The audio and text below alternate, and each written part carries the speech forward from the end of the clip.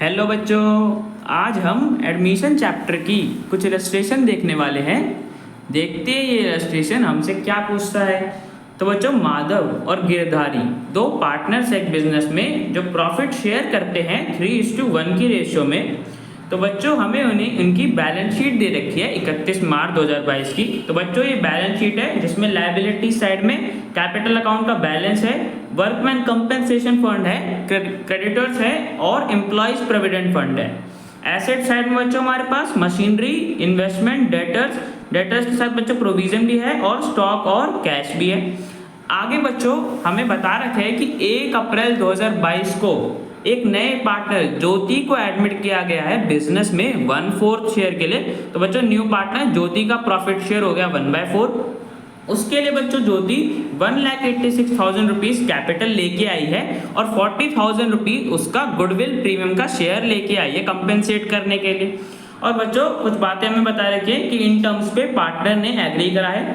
First में बच्चों बोला है कि स्टॉक अंडर वैल्यूड है 23,000 रुपीज से। सेकेंड में बच्चों बोला है कि गिरधारी ने इन्वेस्टमेंट का 20% पार्ट ले लिया है बुक वैल्यू पे। थर्ड पार्ट में बच्चों बोला है कि वर्कमैन कंपेंसेशन का क्लेम आया है 70,000 रुपीज का, जो हमें बाद में फ्यूचर में पे करना है। फोर्थ पार्ट में बच्चों बोले हैं कि क्रेडिटर्स थे हमारे 27,000 रुपए के, जिन्हें अब हमें पैसा नहीं देना।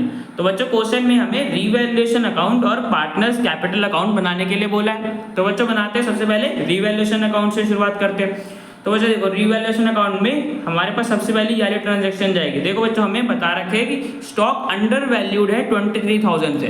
तो बच्चों देखो, इसका मतलब क्या है कि जो ये स्टॉक की वैल्यू दे रखी है बैलेंस शीट में, ये वैल्यू कम है। एक्चुअली में हमारे पास स्टॉक ज्यादा का है, बट हम उसे अपनी बुक्स में कम शो कर रखा है अभी तक। तो बच्चों देखो, जब स्टॉक की हमारी वैल्यू बढ़ेगी, एसेट है, एसेट की वैल्यू बढ़ती है, तो बच्चों रीवैल्यूएशन के क्रेडिट साइड में लिखते हैं। तो बच्चों रीवैल्यूएशन अकाउंट के क्रेडिट साइड में लिख देंगे बाय स्टॉक अकाउंट 23,000 रुपीज से हमने स्टॉक की जो हमारी अंडर वैल्यू थी उसको बुक वैल्यू पे ले आए। ठीक है बच्चों। तो बच्चों फर्स्ट पार्ट की हमने एंट्री कर दी। ऐसे ही बच्चों अब देखते हैं थर्ड पार्ट में बच्चों में बोला था कि वर्कमैन कंपेंसेशन का क्लेम आया, मतलब किसी वर्कर ने क्लेम करा है 70,000 रुपीज का बच्चों क्लेम आया है। अब देखो बच्चों, 70,000 का क्लेम आया जिसके लिए फर्म के पास रिजर्व भी था। हमने देखा था ना बच्चों बैलेंस शीट में वर्कमैन कंपेंसेशन फंड था 60,000 रुपीज का।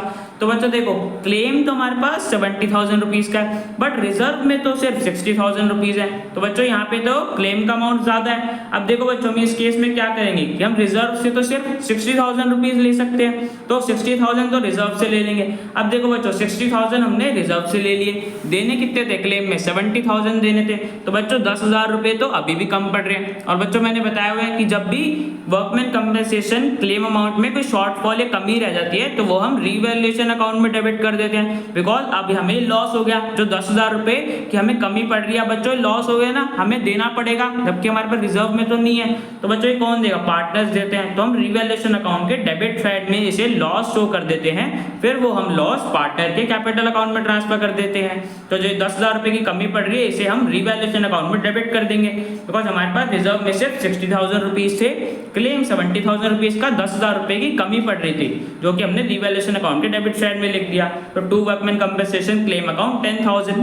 ठीक है बच्चों। तो बच्चों इस पार्ट की हमने एंट्री कर दी। फोर्थ पार्ट में देखो बच्चों क्या बोले कि क्रेडिटर थे हमारे 27,000 रुपए के, जो अब हमसे पैसा क्लेम नहीं करने वाले, which was not likely to be claim बोला बच्चों। तो 27,000 रुपए के हमारे क्रेडिटर थे जिन्हें हमें पैसा देना था, बट अब वो पैसा नहीं लेने वाले हमसे। तो बच्चों हम नहीं लेने वाले तो हमें पैसा क्रेडिटर को नहीं देना। अब बच्चों क्रेडिटर को पैसा नहीं देना तो हमारी लायबिलिटी कम हो गई। अब बच्चों लायबिलिटी कम हुई है तो फायदा हुआ, तो रीवैल्यूएशन अकाउंट के क्रेडिट साइड में लिखते हैं। बच्चों रीवैल्यूएशन अकाउंट के क्रेडिट साइड में लिख देंगे बाय क्रेडिटर्स 27,000 रुपीज। अब हमें क्रेडिटर्स को पे नहीं करना। ठीक है बच्चों।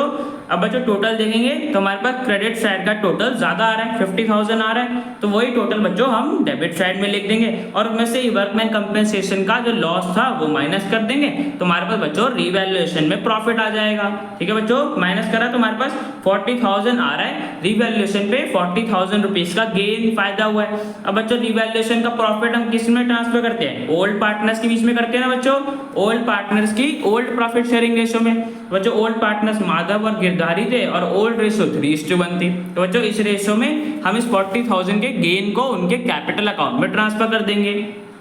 तो बच्चों इस रेशो में बांट दिया तो माधव को 30,000 मिल जाएगा और गिरधारी को 10,000। ठीक है बच्चों, तो रिवैल्यूएशन अकाउंट हमने यहाँ पे बना लिया। अब आगे बच्चों पार्टनर कैपिटल अकाउंट बनाते हैं, जिसके लिए बच्चों देखो हमारे पास सबसे पहले ओपनिंग बैलेंस लिखते हैं ना। तो माधव और गिरधारी का तो हमें दे रखा था कि माधव के में इतना बैलेंस है और गिरधारी के में इतना बैलेंस है। तो बच्चों सबसे पहले ओपनिंग बैलेंस ही लिखते हैं, तो वो लिख लेंगे क्रेडिट साइड में बाय बैलेंस बीडी इतना इतना बैलेंस है दोनों पार्टनर कैपिटल अकाउंट में।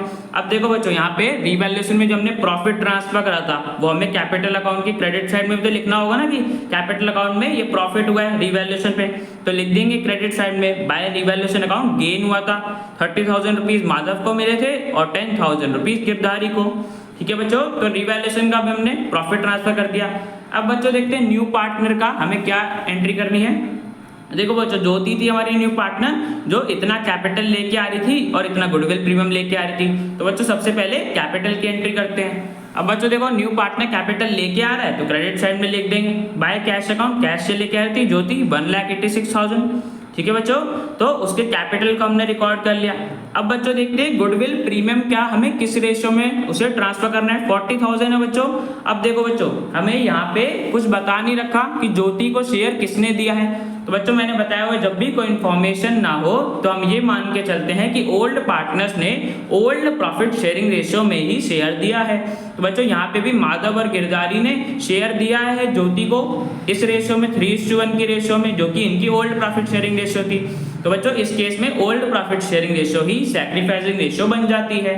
तो बच्चों ये हो गई हमारी सैक्रिफाइसिंग रेशियो। और बच्चों प्रीमियम फॉर गुडविल तो हम सैक्रिफाइसिंग रेशियो में ट्रांसफर करते हैं, जो कि अब हमें पता चल गया 3:1 की रेशियो में। तो बच्चों हम 40,000 को 3:1 की रेशियो में माधव और गिरधारी के कैपिटल अकाउंट में क्रेडिट कर देंगे। ठीक है बच्चों, तो प्रीमियम फॉर गुडविल लेके आई थी ज्योति कंपेंसेट करने के लिए, बिकॉज ज्योति को गेन हो रहा था, ज्योति को बच्चों शेयर मिल रहा था ना, तो और माधव और गिरधारी का शेयर कम हो रहा था बिकॉज उन्होंने ही शेयर दिया था, तो इनका प्रॉफिट में शेयर कम हो गया, सैक्रिफाइस हो रहा था, तो इनको कंपेंसेशन मिलेगा। ज्योति कंपेंसेशन देगी बिकॉज इनका प्रॉफिट में शेयर कम हो गया है। ठीक है बच्चों, तो हमने 3:1 की रेशियो में इनके कैपिटल अकाउंट को क्रेडिट कर दिया। ठीक है बच्चों, अब बच्चों देखो प्रीमियम फॉर गुडविल हमने यहाँ की क्रेडिट साइड की तो सारे ट्रांजेक्शन कर ली। एक पार्ट बच्चों हमारे यहाँ पे बचा था सेकंड पार्ट, बाकी पार्ट हमारे सारे हो गए। इसमें बच्चों सेकंड पार्ट में हमें बोला था कि गिरधारी ने इन्वेस्टमेंट का 20% पार्ट ले लिया है। अब देखो बच्चों इसने इन्वेस्टमेंट 20% इन्वेस्टमेंट ली है, तो बच्चों हमें यहाँ पे तो बता नहीं रखा कि कैश में लिया है। तो बच्चों हम मान के चलते हैं कि जब भी पार्टनर कोई एसेट लेता है तो हम उसके कैपिटल अकाउंट से वो पैसा लेते हैं। ठीक है बच्चों, तो गिरधारी 20% इन्वेस्टमेंट निकाल लेते हैं बच्चों। इन्वेस्टमेंट का 20% पार्ट कितना होगा, 1,10,000 की इन्वेस्टमेंट है बच्चों, इसका 20% हम निकाल लेंगे तो बच्चों कितना आएगा 22,000 आएगा ना। तो हम गिरधारी के कैपिटल अकाउंट में डेबिट कर देंगे 22,000 रुपीज, इतना इसने इन्वेस्टमेंट ली 20%। तो बच्चों अभी मैंने बताया हम कैपिटल अकाउंट को डेबिट क्यों करते हैं, बिकॉज हम अज्यूम करके चलते हैं कि पार्टनर के हमने कैपिटल से पैसा लिया, बिकॉज उसने कैश तो नहीं दिया होगा, तो टू इन्वेस्टमेंट अकाउंट 22,000 हम गिरधारी के कैपिटल अकाउंट में डेबिट साइड में लिख देंगे। ठीक है बच्चों, सारे ट्रांजैक्शन सारे पार्ट हमने दे रखे थे, उनकी एंट्री कर दी। अब बच्चों देखो कुछ बच्चे सोच रहे होंगे कि यहाँ पे सर एम्प्लॉइज प्रोविडेंट फंड है, हमने इसको डिस्ट्रीब्यूट क्यों नहीं करा। तो बच्चों मैं इसे बता दूं कि एम्प्लॉइज प्रोविडेंट फंड हमारे लिए लायबिलिटी होती है बच्चों, ये तो हमें पे करना होता है ना एम्प्लॉइज को प्रोविडेंट फंड, तो लायबिलिटी को बच्चों हम कैसे डिस्ट्रीब्यूट कर सकते हैं, हम तो सिर्फ रिजर्व को करते हैं ना। तो हमने यहाँ पे इसलिए इस केस में कोई एंट्री नहीं करी। एम्प्लॉइज प्रोविडेंट फंड बच्चों हमेशा हमारी लायबिलिटी होती है। ठीक है बच्चों, जो हमें एम्प्लॉइज को पे करनी होती है, तो यहाँ पे हमने इसे रिजर्व नहीं माना, रिजर्व होता तो हम डिस्ट्रीब्यूट करते। अब बच्चों तो सारी ट्रांजैक्शन बच्चों हमने लिख दी। अब यहाँ से हम कैपिटल अकाउंट का बैलेंस निकाल लेंगे। देखो बच्चों हमारे यहाँ पे क्रेडिट साइड का टोटल ज्यादा आ रहा है, तो वही डेबिट साइड का लिख देंगे। और बच्चों माधव का आ जाएगा बैलेंस 3,60,000, गिरधारी का बच्चों टोटल में से ये इन्वेस्टमेंट माइनस कर देंगे बिकॉज इसने इन्वेस्टमेंट ली थी, तो बच्चों हमारे पास गिरधारी का बैलेंस आ जाएगा। ऐसे ही बच्चों ज्योति का निकालेंगे 1,86,000। ठीक है बच्चों, तो रिवैल्यूएशन अकाउंट और पार्टनर्स कैपिटल अकाउंट बनाने के लिए बोला था, जो कि हमने बना दिया। तो बच्चों क्वेश्चन हमारा कंप्लीट हो गया। अब बच्चों मिलते हैं नेक्स्ट वीडियो में।